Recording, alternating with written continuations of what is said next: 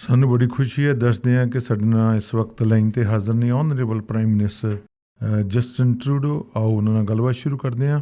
First of all I would like to welcome you sir on my radio. Thank you for your time today, Prime Minister. This is truly an honor. But bring you to Alberta this snowy and cold day. Well, first of all, it's an honor to be speaking with you. I know you've been in radio a long time, Gurcharan, but my radio is just celebrating its 1-year anniversary, so I'm very happy to be able to congratulate you on being a strong voice for the South Asian community and reaching out to people like this. Thank you very much, sir. My first question is, as we know, COP26 has been taking place in Glasgow over past few weeks. At this climate conference, you have pledged that Canada will be net zero by 2050. With this target, is there a particular roadmap in place for Alberta? Well, absolutely. We don't get to net zero by 2050 unless Alberta is fully a part of that and, quite frankly, innovating and doing the hard work that Albertans are always known for. It is going to be a big challenge, but we recognize that all of the big oil companies in Alberta have also agreed that we have to hit net zero by 50. So we are going to be working with them, with scientists, with experts on how to make sure that this path is a reality, because we don't just want to be protecting our land and our air and our water for future generations. We also need to be protecting jobs and careers for future generations, and that happens with the right investment in transforming the way we do things so that we can continue to compete in the world. Canadians are really concerned about post-pandemic inflation. Do we have any mechanism in place to check that? Well, I just got back from a trip to Rome to meet with the G20 leaders and was in COP speaking to many colleagues, and everyone is worried about inflation. It's a global phenomenon that is largely linked to the boost of economic activity following the pandemic, but also specifically supply chain disruptions. For having closed our economy for so long around the world, it's been difficult to get things going again around the world. So everyone is struggling with inflation right now, and Canada is no different.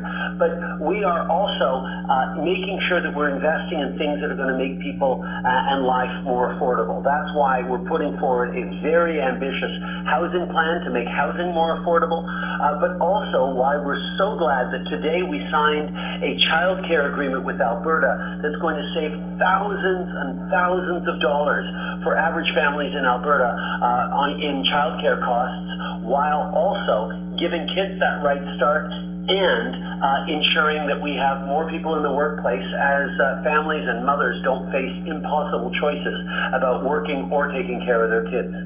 Could we talk about this election? Why do you believe the expected mandate of majority government was not achieved? I think there are always lots of different reasons for what happens in elections. What we saw in this particular election was a level of frustration with the pandemic, but also a desire to move forward on big things, whether it's fighting climate change and growing a stronger economy for people, whether it's being there to support marginalized peoples and fighting racism and intolerance and systemic discrimination, or whether it's moving forward on really tangible things for families like childcare, like housing. These are the things that Canadians ask for, and there's a strong consensus in the House of Commons amongst different parties that we need to move forward on that, and I'm looking forward to it. Do you think post-pandemic recovery will be affected since we don't have a majority government in Canada? No, I think what Canadians saw during the pandemic was, even in a minority parliament, parliamentarians worked together to make sure that there was help for Canadians across the country. Indeed, here in Alberta, 9 out of every $10 in help to Canadians came from the federal government, not the provincial government or municipal government. So that is an indicator that Parliament can work, and we're going to continue to do that. But what we needed in this election was a clear mandate to move forward on vaccinations, to move forward on climate change, to move forward on housing and childcare, and that's exactly what Canadians did by voting majoritarily for progressive parties like us, like the NDP and others. In the end, sir, any message for Albertan? Oh, listen, what a pleasure it is to be back in Alberta right now.